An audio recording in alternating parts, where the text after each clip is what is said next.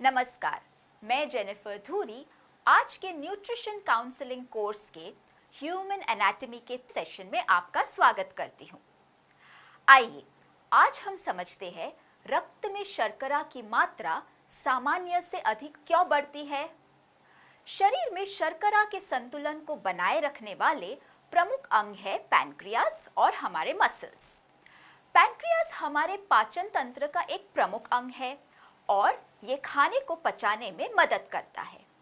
हमारे शरीर में पैनक्रियाज एक 6 से 10 इंच लंबी ग्रंथि है जो स्टमक के पीछे पेट में पाई जाती है। यह खाने को आसानी से पचाने के लिए व रक्त में शर्करा का स्तर संतुलित रखने के लिए जिम्मेदार हार्मोन्स और एंजाइम्स का स्त्राव करता है। पैनक्रियाज द्वारा बनाए गए एंजाइम्स आहार में शामिल फैट्स, प्रोटीन्स और कार्बोहाइड्रेट्स तीनों को छोटे छोटे टुकड़ों में विभाजित करने में मदद करते हैं, जिससे उनका पाचन व अवशोषण आसानी से हो सके। पैनक्रियाज द्वारा बनाया गया इंसुलिन हार्मोन शरीर के मेटाबॉलिज्म में कई भूमिकाएं निभाता है। इंसुलिन निर्धारित करता है कि हमारा शरीर शर्करा और फैट्स का उपयोग और संचय कैसे करेगा। शरीर की लगभग सभी कोशिकाएं ऊर्जा के लिए रक्त से शर्करा लेने के लिए इंसुलिन पर निर्भर होती है। इंसुलिन हार्मोन की मदद से ही शर्करा के कण मसल्स व शरीर की अन्य कोशिकाओं में प्रवेश कर सकते हैं। मोटापा, बढ़ती उम्र व अन्य कई कारणों से इंसुलिन की प्रभावशीलता घटने लगती है। ऐसी स्थिति में पर्याप्त इंसुलिन शरीर में बनने पर भी शर्करा ठीक से मसल्स व अन्य कोशिकाओं में प्रवेश नहीं कर पाती और रक्त शर्करा बढ़ने लगती है।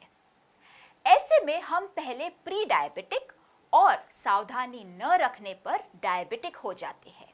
आइए अब हम समझें कि शरीर में इंसुलिन की कमी के क्या दुष्प्रभाव हो सकते हैं।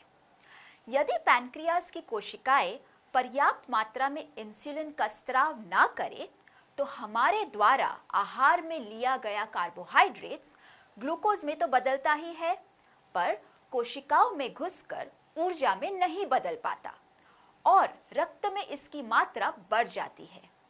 इस बढ़ी हुई रक्त शर्करा की स्थिति को डायबिटीज कहते हैं। अब हम बात करते हैं रक्त शर्करा यानी ब्लड शुगर क्या है। वास्तव में यह रक्त में शर्करा की मात्रा है। यह शर्करा हमारे खाद्य पदार्थ खासकर कार्बोहाइड्रेट से मिलती है। यह शरीर के अंदर भी बनाई जाती है व संग्रहित होती है। यह हमारे शरीर की कोशिकाओं के लिए ऊर्जा का मुख्य स्रोत है जो प्रत्येक कोशिका में रक्त के माध्यम से पहुंचती है। अब हम देखते हैं कि रक्त में शर्करा के स्तर को कैसे नापा जाता है।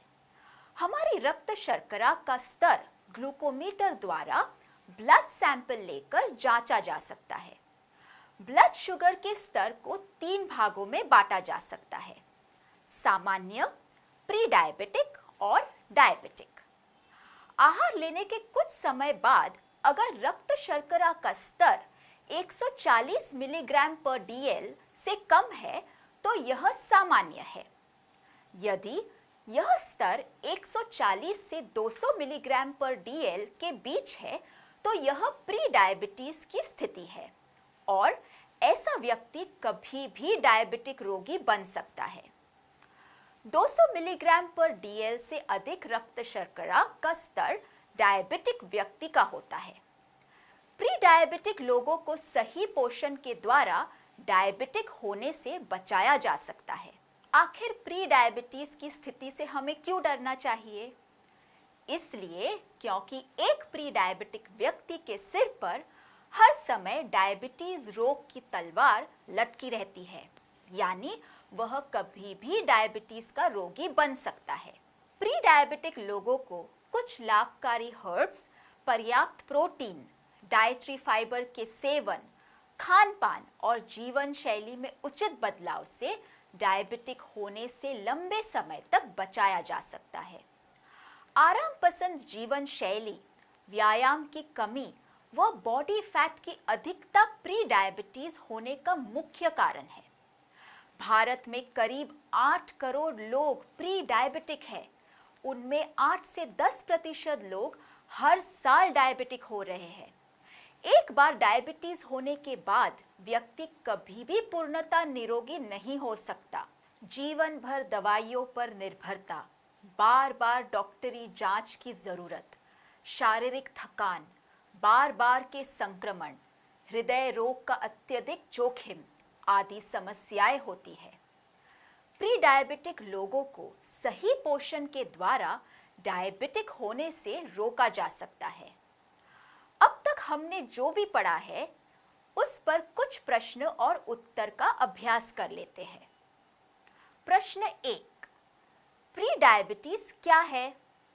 उत्तर, जब रक्त शर्करा का स्तर 140 से 200 मिलीग्राम पर डीएल होता है, उस स्थिति को प्री डायबिटीज कहते हैं। प्रश्न 2, भारत में कितने लोग प्री डायबिटिक हैं? उत्तर, लगभग 8 करोड़।